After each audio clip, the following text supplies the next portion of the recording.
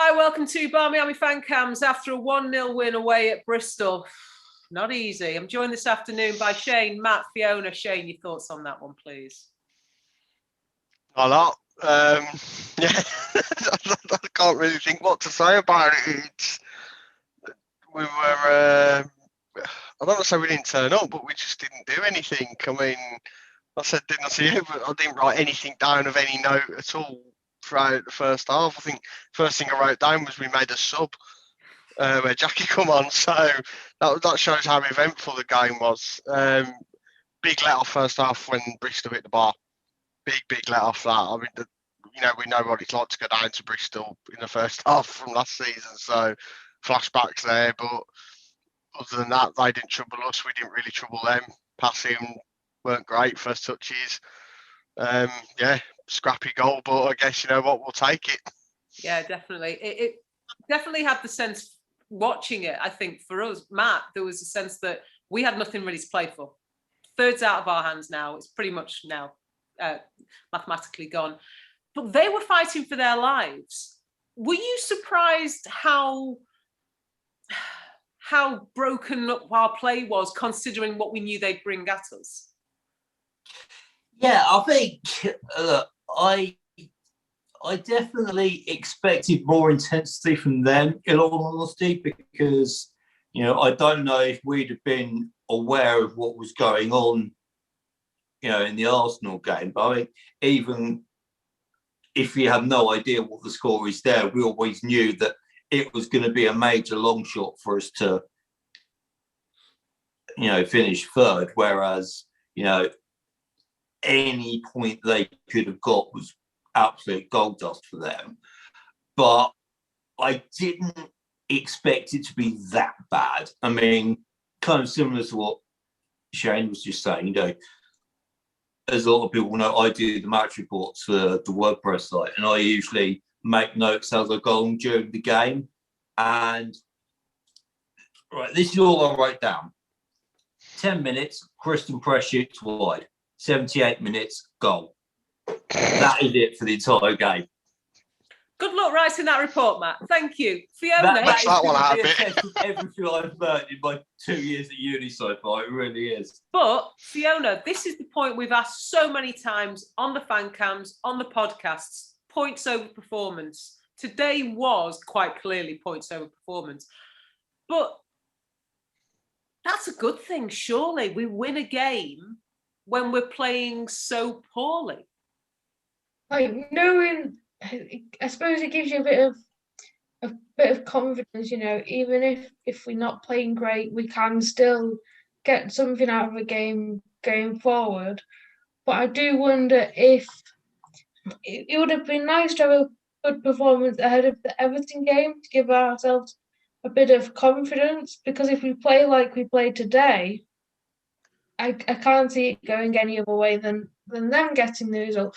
And so it has both positives and negatives. Yeah, we can get points when we shouldn't be getting points. Like today, we didn't deserve the win, but I also don't think Bristol deserved to win, based on the chances they were creating. But it also can be a bit of a hindrance going forward. There were so many bad things you could list, but I suppose at least we were trying. There was, for the full 90 minutes, the players were running and they were trying.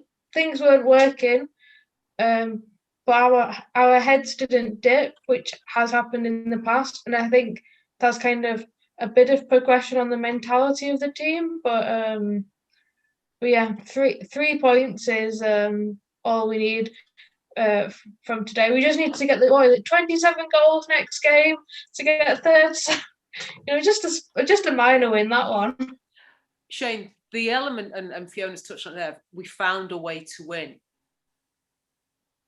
I almost don't want to ignore that, because that's something that we've had at times this season completely go missing. Yeah. And there's going to be comments after this game. There's going to be people saying only 1-0 away to Bristol, only scraped in with an own goal.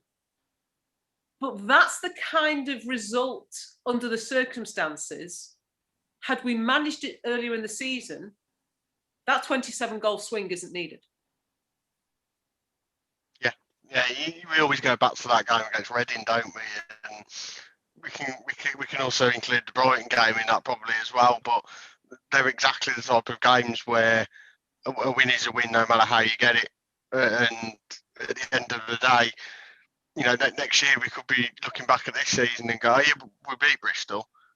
We're not really going to remember that it was, you know, that there wasn't a massive performance there and it wasn't a big hurrah with a 7-0, 8-0 win or anything like that. But we got 3 points. Whether it was 1-0 or 7-0, 3 points is still the same, and that's all that matters in the table terms. So, yeah, it's kind of a relevant point now, isn't it? Because we're at the end. You know, like I said, unless we get massive swing of goals next weekend, we're not finishing any higher than 4th, and we're not finishing any lower than 4th anyway. So it's kind of league done to a degree. It's just a case of how many points can we get, which we can only get 3 more now. So yeah, Matt, the presence of the cup game, I think, shifts next week a little bit as well, because there's nothing to play for. This 27-goal swing would be incredible, but considering what we've been doing all season, we've not been that prolific. We're not anticipating it. But it shifts a little bit knowing that we've got a game the following week where, yes, I know it's this current season's FA Cup, but Shane, you and I will have this issue constantly. But are we in danger perhaps of the players taking their eye off the ball next week because of the FA Cup game, or does this keep them all focused? It's a difficult one because I think there will probably be some players that are playing for their places in that cup game. I think particularly after what we've seen today, I think there will be some players that, you know, haven't exactly made a convincing case that they deserve to start against Leicester. And, you know, depending on how many changes, if any, we see next week, it could be a case of, you know, players getting an opportunity to show why they can or should start in that cup game. But at the same time, I think there is a definite danger that it could be more of the same from what we've seen today, because I don't know what Everton's situation is, whether they're definitely in 5th or not. But, you know, they've not really got anything to play for, neither have we. So it could end up being a bit of a sort of testimonial in a way. So it kind of could go either way, to be honest. Okay. Last question, Fiona, I'll come to you. And then the greatest question I could ask any of you today to pick your player of the match. So start thinking about it. Fiona, 1 league game left. Let's take out the cup. I know I mentioned it. Let's put that to one side for a moment. Our league campaign's ending. And unlike last year, it's more than likely going to run its full course. What's your abiding memory of our league campaign this year? And I know we'll talk more about it, and no doubt you'll be on a podcast where we talk about it. But with this fresh in your mind, today's result, today's performance, what stands out for you? I think today's game actually summed up our season quite well. It's been a season where we haven't performed to the best of our abilities, with some of the players that we've got haven't performed as well as they could do, but we still managed to get results. And it wasn't just 1 or 2 games, and there were a lot of performances where, you know, we'd have a good 45 minutes, but we never had a particularly great game apart from last week, I'd say. And we still managed to get a result, and sometimes it'd be a decent result as well. And so I think that gives us confidence for next season. I think this season's a strange one. It's a bit of a transition between what was our championship squad that was just promoted, and so we haven't made that many changes really. And seeing what we could do this season, look at what happened before Christmas, where we could get up to. We can get into the top 3, you know, if we perform like that. if we get those results for a full season.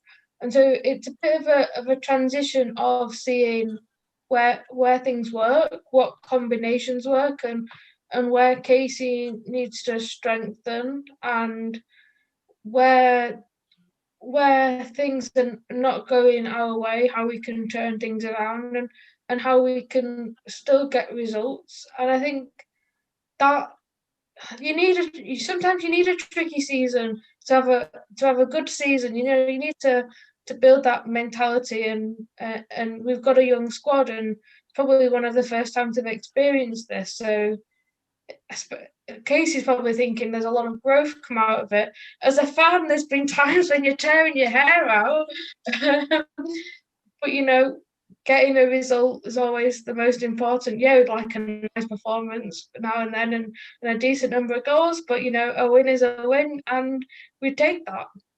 Definitely, absolutely. I think I'd have to agree with every word you said there about the transition and the context of this season, hopefully in the longer picture for Manchester United women. Right, here we go. One name, and it's got to be a United player. Player of the match, Shane. I'll give one to Jackie. Okay. I know she came on as a sub, but yeah, can't deny that one. Matt. Kristen. Okay. Fiona, splitting the vote, giving it one side or the other.